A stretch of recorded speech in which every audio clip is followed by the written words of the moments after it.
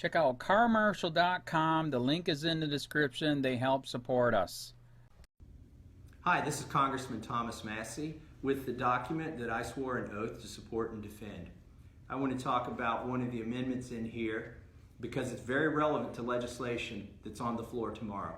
This is the Fourth Amendment. It says, the right of the people to be secure in their persons, houses, papers, and effects against unreasonable searches and seizures shall not be violated, and no warrant shall issue but upon probable cause, supported by oath or affirmation, and particularly describing the place to be searched and the persons or things to be seized. In other words, if you want to surveil Americans, ever since the founding of our country, you've had to get a warrant. Well, there's a little section of our law called FISA 702. FISA stands for the Foreign Intelligence Surveillance Act. Ostensibly, this program is about spying on foreigners. Now, foreigners who are not in the United States have no constitutional protection, so you wouldn't need to get a warrant to spy on these foreigners. I'm fine with that. Here's the problem. When you target foreigners and you start collecting terabytes of data every week, you end up collecting information about Americans, from Americans, to Americans. You collect their photographs, their conversations, their emails, their text messages. All of this is in that same database with the foreigners.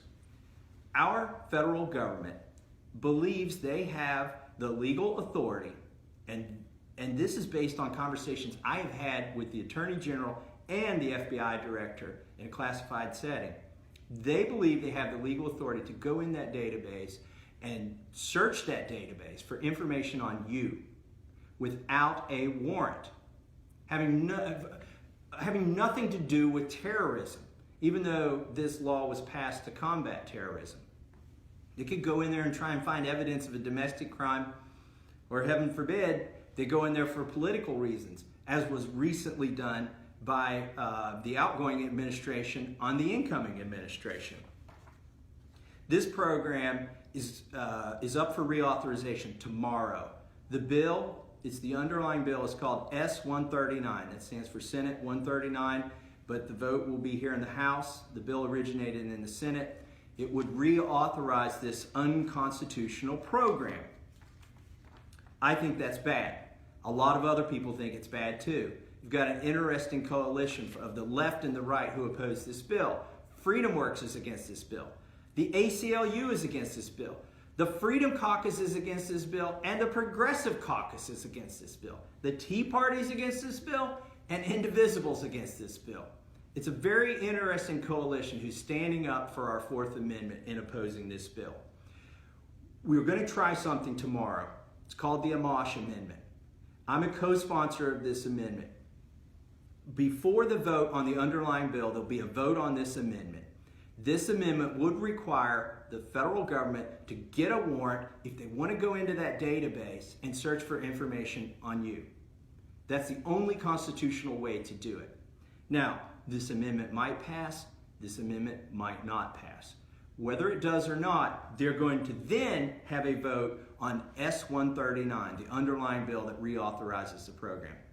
Folks, if the Amash Amendment does not pass, I will be voting hell no on S-139. I've been in Congress 5 years. I've seen some unconstitutional things, but this program takes the cake. It violates the Constitution unambiguously. That's why we need to stop FISA 702 without a warrant requirement. There's got to be a warrant requirement. I've got no problem spying on terrorists. I've got no problem spying on foreigners. But when you go to spy on Americans, you better have a warrant, you better have probable cause, because that's what the Constitution requires.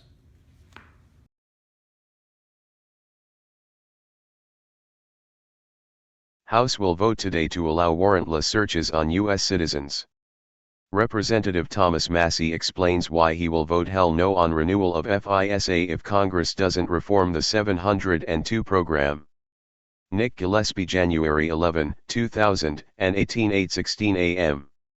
Representative Thomas Massie, RKY, explains why he is a hell no vote on the biggest thing the House of Representatives will be voting on today, the renewal of legislation that will allow federal law enforcement to gain access to a massive database of the emails, phone calls, text messages, and more of U.S. citizens without a warrant.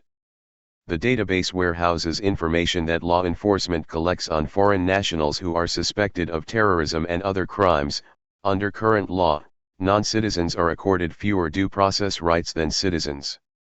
The underlying bill originated in the Senate and is S.139, the House counterpart is H.R.4478. As Scott Shackford explains, today's vote would renew Section 702 of the Foreign Intelligence Surveillance Act, FISA, amendments. This law grants intelligence agencies the authority to snoop on foreign targets on foreign soil without warrants, overseen by a secretive FISA court. This is done in the name of stopping espionage and terrorism. But the surveillance powers have also been secretly used on Americans to track down evidence of other crimes, without a warrant, circumventing both the Fourth Amendment and the FISA Amendment's stated intent. In the Facebook video below, Massey, a reliable defender of privacy rights and limited government, talks about the interesting coalition of the left and the right that opposes renewing Section 702. The ACLU and Freedom Works, the Progressive Caucus and the Freedom Caucus, and similar pairings are against 702 because under the guise of spying on suspected foreign terrorists, the program also sucks up terabytes of communications involving U.S. citizens. Citing confidential conversations he's had with the Attorney General and the FBI Director in a classified setting, Massey says they believe they have the right to go into that database and search that database for information on you, without a warrant, emphasis added. Massey is a co-sponsor of the Amash Amendment, which supporters will attempt to pass before the larger bill.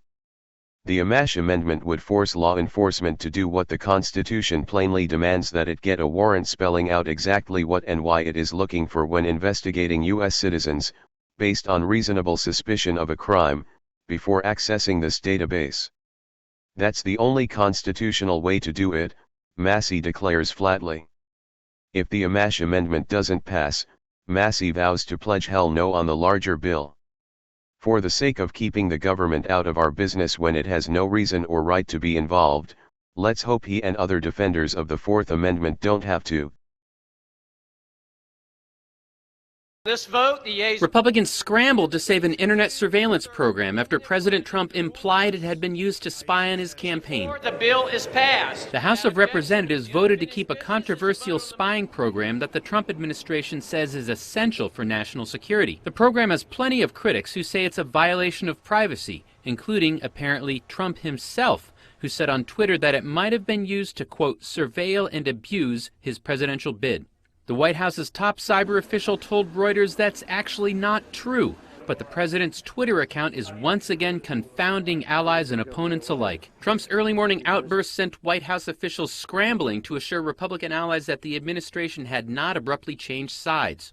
At issue is a national security agency program first made public by whistleblower Edward Snowden in 2013. The Foreign Intelligence Surveillance Act allows the government to eavesdrop on emails and other internet communications made by foreigners outside the United States. In the process, it can also scoop up messages from Americans. Trump himself clarified in a later Twitter message that the program should stay in place to keep track of, quote, foreign bad guys, saying, quote, we need it. But the mixed messages from Trump spread confusion and gave Democrats an opening.